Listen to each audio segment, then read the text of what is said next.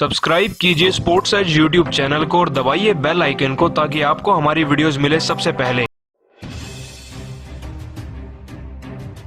दोस्तों अगर आप भी ऋषभ पंत को एक बेहतरीन विकेट कीपर बल्लेबाज मानते हैं तो वीडियो को लाइक करना नहीं भूलिएगा। दोस्तों बेंगलोर और दिल्ली की टीम के बीच में आईपीएल 2019 का 20वां और एक और रोमांचक मुकाबला बेंगलोर में ही खेला गया। आपको बता दें कि इस मुकाबले में टॉस जीतकर दिल्ली की टीम ने पहले गेंदबाजी करने का फैसला किया, जिसमें उनकी शुरुआत बेहद ही जोरदार रही। लेकिन दोस्तों आरसीबी की टीम द्वारा दिए गए 150 रनों के लक्ष्य का पीछा करने उतरी दिल्ली की टीम की शुरुआत इस मैच में भी जोरदार रही। आपको बता दें कि पारी के पहले ही ओवर की तीसरी गेंद पर भले ही शिखर धवन केवल 0 के स्कोर पर आउट हो गए थे, लेकिन उसके बाद मैदान में दिल्ली के कप्तान श्रेयस अय्यर व पृथ्वी शॉ का तूफान कुछ इस कदर आया कि आरसीबी की टीम के गेंदबाज उनके आगे ढेर हो गए। दोस्तों आपको बता दें कि केवल 6 ओवर में ही दिल्ली की टीम का स्कोर 50 के पार जा चुका था और आप इस बात से अंदाजा लगा सकते हैं कि दिल्ली की टीम की बल्लेबाजी में शुरुआत कितनी जोरदार रही थी। साथ ही इसी दौरान मैदान में बल्लेबाजी करते हुए पृथ्वी शॉ ने एक ऐसा कारनामा करके दिखा दिया जो कि उनकी उम्र तक तो आज तक आईपीएल में कोई नहीं कर पाया। दोस्तों यह पूरा वाकया पारी के तीसरे ओवर का, जिसको डाल रहे थे बेंगलोर की टीम के तेज गेंदबाज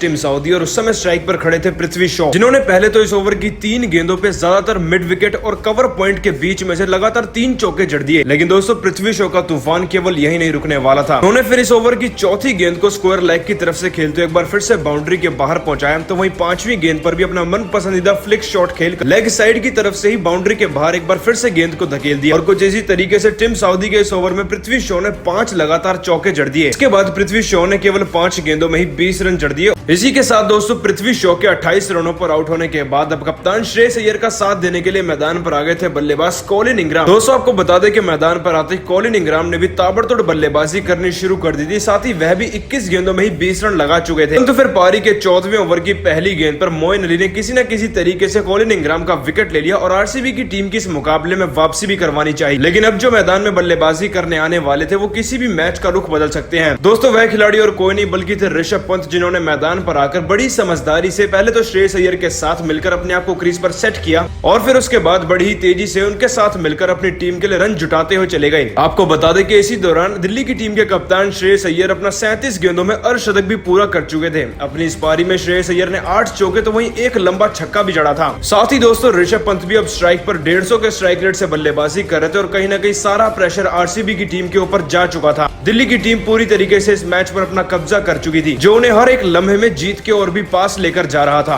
दोस्तों उससे पहले आपको यह बता दें कि अब तक आईपीएल के इतिहास में बेंगलोर और दिल्ली की टीम के बीच में कुल 22 मुकाबले खेले जा चुके हैं, जिनमें एक तरफ जहां 14 मुकाबलों में आरसीबी की टीम जीती है तो वहीं दूसरी तरफ 8 मुकाबलों में दिल्ली कैपिटल्स की टीम ने भी जीत हासिल करी है। खास तौर पर अगर आज के मुकाबले की बात करी जाए तो आपको बता दें कि जैसे ही आरसीबी की टीम की सलामी जोड़ी यानी कि कप्तान विराट कोहली और पार्थिव पटेल मैदान में बल्लेबाजी करने आए तो वह शुरुआत से ही काफी ज्यादा प्रेशर फील कर रहे थे और भले ही आरसीबी की टीम के सलामी बल्लेबाज यानी कि पार्थिव पटेल ने 9 गेंदों में 9 रन एक चौके की मदद से लगा दिए थे, परंतु फिर दूसरे ही ओवर की 5वीं गेंद पर दिल्ली की टीम के धुआंधार गेंदबाज क्रिस मॉरिस ने उनका विकेट ले लिया। दोस्तों आपको बता दें कि मॉरिस ने इस गेंद पर पार्थिव पटेल को एक बड़ा शॉट मारने पर मजबूर कर दिया था, परंतु गेंद हवा में ही चली गई, जिसके बाद ऑफ साइड पर फील्डिंग कर रहे खिलाड़ी लमी छाने ने पार्थिव पटेल का कैच पकड़ बाद ऑफ साइड पर फील्डिंग कर रहे खिलाड़ी लमी छाने ने पार्थिव पटेल का यह आसान सा कैच पकड़कर उनकी पारी को 9 रनों पर समाप्त कर दिया। इसके बाद सबको यह उम्मीद थी कि एबी डिविलियर्स और विराट कोहली आज मिलकर आरसीबी की टीम के लिए बेहद ही मजबूत पार्टनरशिप जुटाएंगे। इसके बाद बल्लेबाजी का मोर्चा संभालने आए एबी डिविलियर्स ने मैदान पर आकर बड़े शॉट्स भी लगाए। दोस्तों एबी डिविलियर्स अपनी पारी में केवल 16 गेंदों में ही 17 रन एक चौके और छक्के की मदद से लगा चुके थे। लेकिन फिर छठे ओवर की छठी गेंद पर डिविलियर्स ने एक ऐसा शॉट खेल दिया जिसे खेलने के बाद वह मैदान में काफी ज्यादा भावुक होते हुए दिखे। दोस्तों पारी के छठे ओवर को डाल रहे थे तेज गेंदबाज कगिसो रबाडा, जिन्होंने एक बार फिर से एबी डिविलियर्स को एक बड़ा शॉट मारने के चक्कर में उन्हें अपने जाल में फांस लिया। इस गेंद पर एबी ने एक बड़ा शॉट तो खेलना चाहा, लेकिन मिड ऑन पर फील्डिंग कर रहे खिलाड़ी कॉलिन इंग्राम ने एबी डिविलियर्स का यह बेहद ही आसान सा कैच पकड़ लिया और उनकी पारी को केवल 17 रनों पर समाप्त करके रख दिया।